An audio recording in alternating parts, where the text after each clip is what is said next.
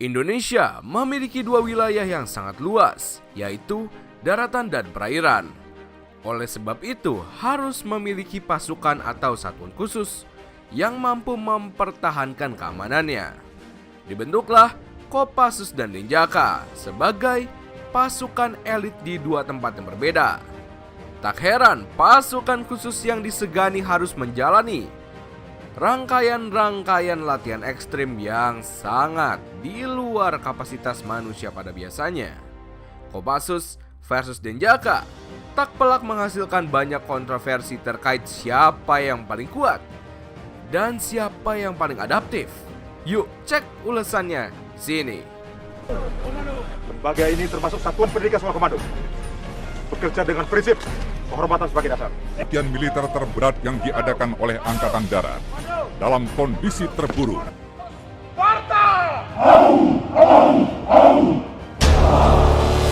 TNI Angkatan Darat Indonesia jadi salah satu pasukan yang kuat dan disegani di mata dunia karena memiliki Kopassus.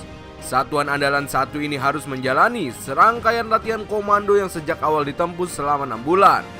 Meskipun sebagai anggota yang menjalankan misi di darat, tetapi nyatanya latihan mereka meliputi berbagai area, mulai dari perang hutan, buru senyap, dan survival yang mencakup latihan rawa laut, survival laut, dan lain-lain. Tepuk tangan yang meriah.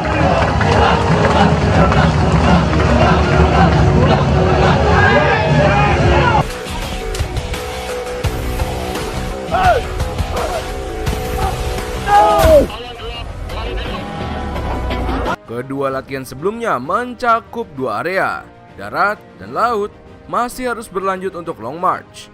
Ketangguhan Kopassus versus Denjaka ini jadi salah satu hal yang paling mencengangkan, karena pasukan khusus TNI Angkatan Darat juga dilatih untuk ahli pendaratan serta terjun. Dalam masa pendidikan, para dasar tempur harus menjalani terjun malam, terjun tempur dengan senjata, dan diterjunkan di hutan belantara dengan alat-alat yang lengkap. Sungguh menjadi tantangan yang mengerikan bagi anggota Kopassus dan Denjaka di bagian kekuatan, ketangguhan, dan niatnya. Seperti itu.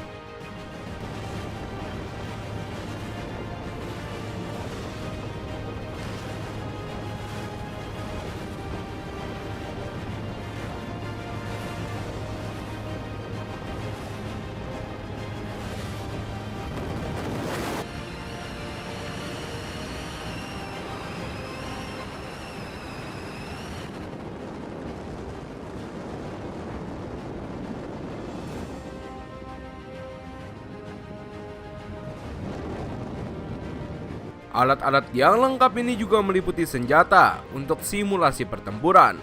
Peluru yang dipakai cukup tajam sehingga seringkali merenggut korban. Tak jarang siswa meninggal di area pertempuran karena kecelakaan atau kelelahan.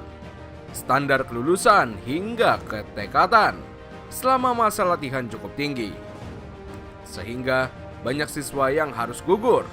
Bagi siswa yang memiliki fisik kurang atau mental lemah, dipastikan tidak akan bisa bertahan selama masa latihan. Sebegitu ketatnya pelatihan menjadi salah satu anggota Kopassus atau bahkan Denjaka.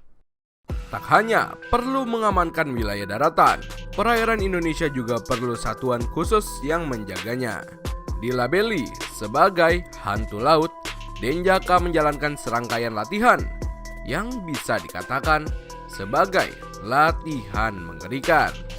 Tak hanya melatih fisik, tetapi juga olah pikir yang mengharuskan mereka menjalankan taktik khusus selama masa operasi.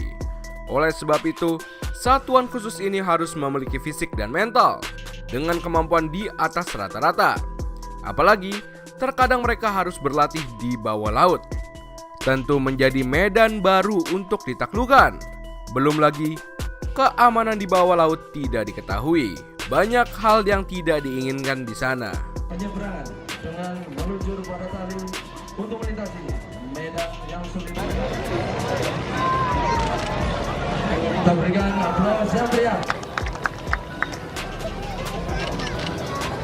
Kopassus versus Denjaka, tak perlu diragukan lagi mengenai ketangguhannya karena dua satuan ini mampu berjuang di wilayahnya masing-masing.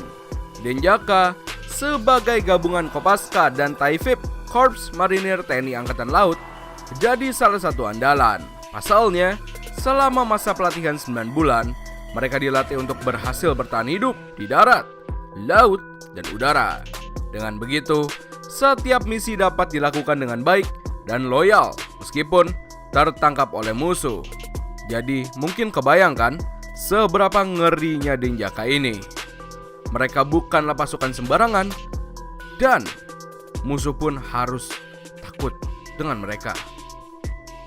Satuan anti-teror laut ini menjalani serangkaian pendidikan para dan komando dengan dilepas di hutan hanya berbekal garam. Bekal ini diharapkan dapat dipakai untuk bertahan hidup hingga masa pelatihan di area tersebut selesai. Menariknya, satu prajurit elit ini diklaim memiliki ketangguhan fisik setara 120 prajurit biasa. Kopassus versus Denjaka memiliki keahlian berbeda karena Denjaka pernah menjalani latihan gabungan bersama US Navy SEAL. Jadi kebayangkan seberapa profesionalnya Denjaka ini.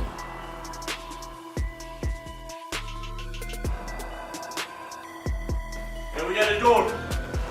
Ready?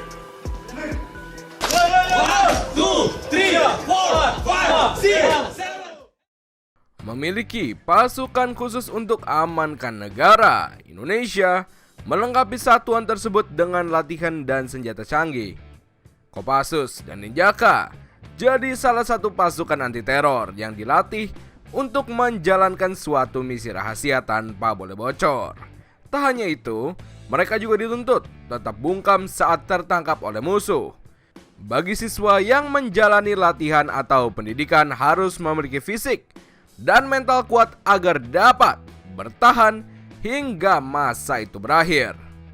Dan sekian ulasan hari ini tentang Denjaka dan juga Kopassus. Kedua-duanya sama-sama kuat dan juga pertahanan bagi negara kita tercinta, negara Indonesia. Sekian dulu video kali ini. Terima kasih telah menonton. See you next time. Salam komando.